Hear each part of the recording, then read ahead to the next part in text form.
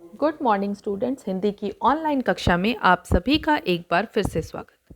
बच्चों, आज हम पाठ 11 मेहनत का फल इस पाठ का पुस्तक के अभ्यास करेंगे। इस पाठ के पुस्तक के अभ्यास पृष्ठ संख्या 84 यानी कि पेज नंबर 84 में है। तो आइए आरंभ करें। अभ्यास। निम्नलिखित प्रश्नों के उत्तर दीजिए। छोटा बालक किसकी मदद करता था?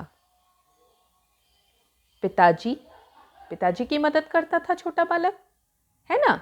छोटा बालक किसकी मदद करता था? उत्तर एक या दो शब्दों में ही देना है, तो लिखेंगे पिताजी। छुट्टी के दिन वह बालक अपने पिताजी से क्या सीखता था? छुट्टी के दिन वह बालक अपने पिताजी से क्या सीखता था? काम करना। बालक के पास किसकी कमी थी? जगह की। बालक के पास किसकी कमी थी? जगह की। बालक के दोस्त ने उसे क्या सलाह दी? दुकान किराए पर लेने की। दुकान किराए पर लेने की।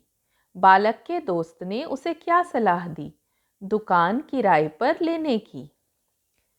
सही उत्तर के सामने सही का निशान लगाइए। क्या करने से जूते का तला फिर से अलग हो जाएगा? क्या करने से जूते का तला फिर से अलग हो जाएगा? जल्दबाजी करने से, देर करने से, बल प्रयोग करने से या तेज चलने से? जल्दबाजी करने से। जल्दबाजी करने से जूते का तला फिर से अलग हो जाएगा, ऐसा पिताजी ने कहा था ना। बाटा से एक बार जो काम करवा लेता था वह उसका बाटा से एक बार जो काम करवा लेता था वह उसका मुरीद बन जाता था, ग्राहक बन जाता था, आलोचक बन जाता था या प्रशंसक बन जाता था? बाटा से जो एक बार काम करवा लेता वह उसका ग्राहक बन जाता था। पृष्ठ संख्या 85। रिक्त स्थानों की पूर्ति कीजिए। यहाँ पर शब्द दिए गए हैं: मरम्मत, दक्षिणी अमेरिका, लगन, पेड़, मूल मंत्र।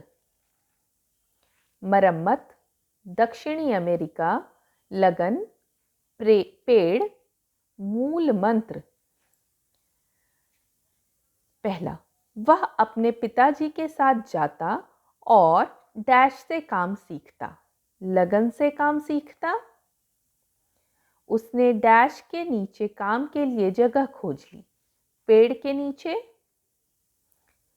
वह लोगों के जूते पॉलिश करता और डैश करता था। मरम्मत, जूतों की मरम्मत भी करता था। पिताजी की सीख को उसने जीवन का डैश बना लिया था।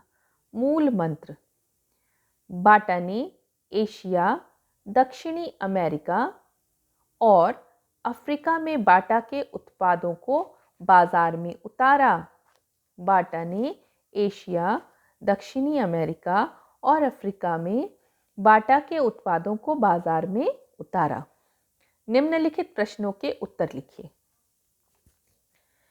पिता की किस सीख को बाटा ने अपना मूल मंत्र बना लिया था?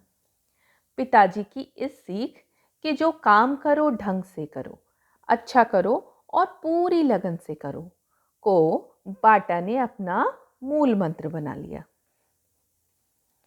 बाटा की माँ ने उसे क्या सीख दी? बाटा की माँ ने क्या सीख दी? बाटा की माँ ने उसे नए जूते बनाने की सलाह दी। माँ ने कहा कि लोगों को तुम्हारे बनाए जूते पसंद आएंगे और वह मजबूत भी होंगे। बाटा के जूतों की प्रसिद्धि क्यों बढ़ गई थी? बाटा की लगन, ईमानदारी और मेहनत के कारण उसके जूतों की प्रसिद्धि बढ़ गई।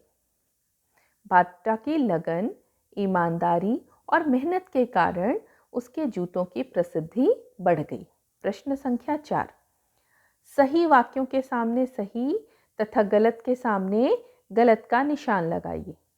बाटा स्कूल न जाकर पिताजी के साथ काम करता था। स्कूल ना जाकर पिताजी के साथ काम करता था, गलत।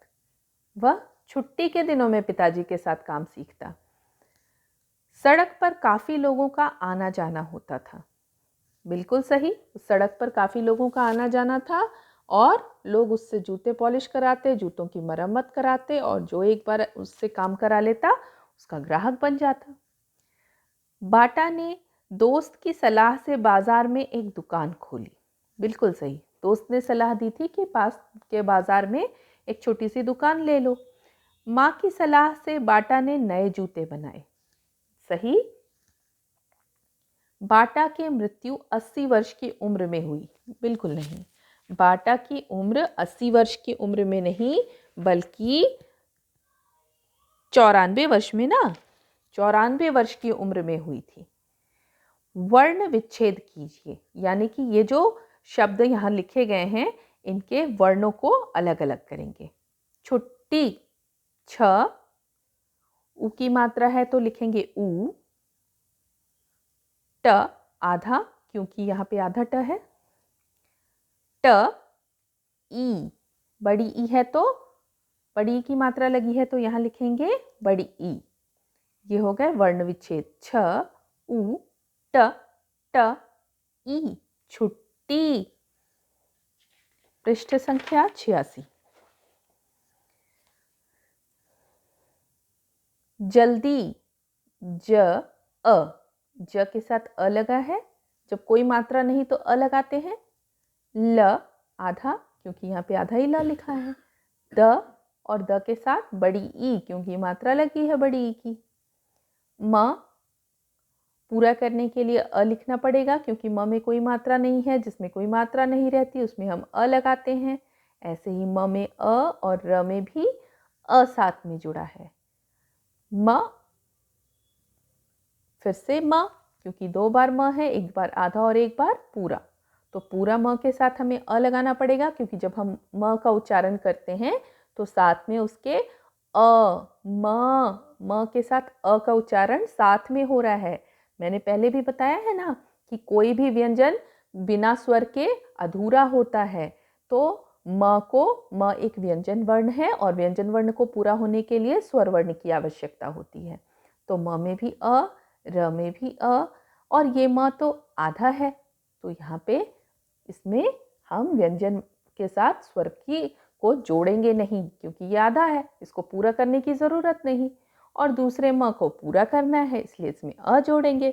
मरम्म और त के साथ भी अ जोड़ेंगे। मरम्मत। प्रशंसा, प, र दोनों ही आधे और र के साथ अ लगा है, यानी कि र हमारा पूरा है और प आधा। प्र, जब आप प्र का उच्चारण करेंगे तो प थोड़ा और र पूरा उच्चारण कर रहे हैं, इसलिए र के साथ अ हमने लगाया। श, अंग, अंग क्यों? क्योंकि श के ऊपर अनुस्वार है, इसलिए अंग। स, आ की मात्रा लगी है इसलिए आ। प्रशंसा। ईमानदारी, ई तो भाई खुद ही स्वर है, इसे तो किसी की सहायता की जरूरत नहीं।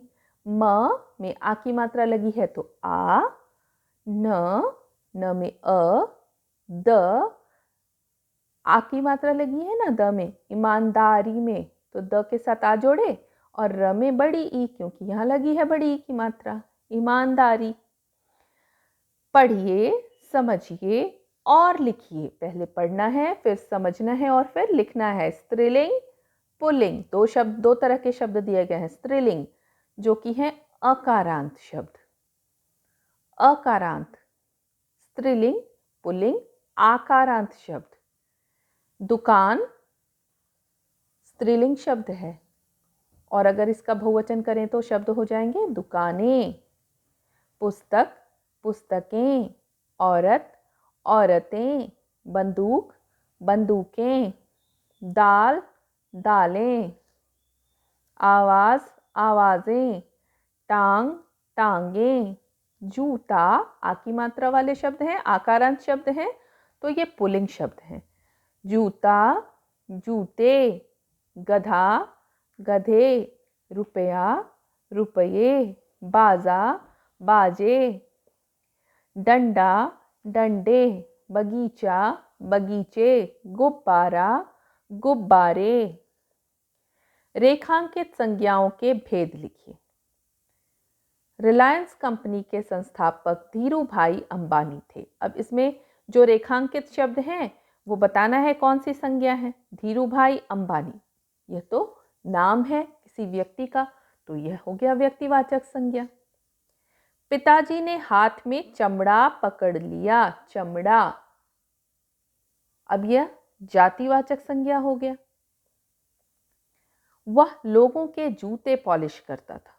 लोग, लोग, लोग कभी किसी एक से तो होंगे नहीं, बहुत सारे मिलेंगे तब बनेंगे लोग, तो यह है समूहवाचक संज्ञा। उसकी ईमानदारी के कारण प्रसिद्धि बढ़ गई। ईमानदारी, ईमानदारी है भाववाचक संज्ञा। बाटा का जन्म प्राग में हुआ था। बाटा नाम है व्यक्तिवाचक संज्ञा। क्रिया के जिस रूप से उसके होने के समय की जानकारी हो उसे काल कहते हैं। मतलब यदि हमने कोई कार्य किया और उससे उसके समय की जानकारी हो रही है, जैसे कि मैं पढ़ रही हूँ, आप सुन रहे हैं, तो यह है वर्तमान काल में हो रही क्रिया।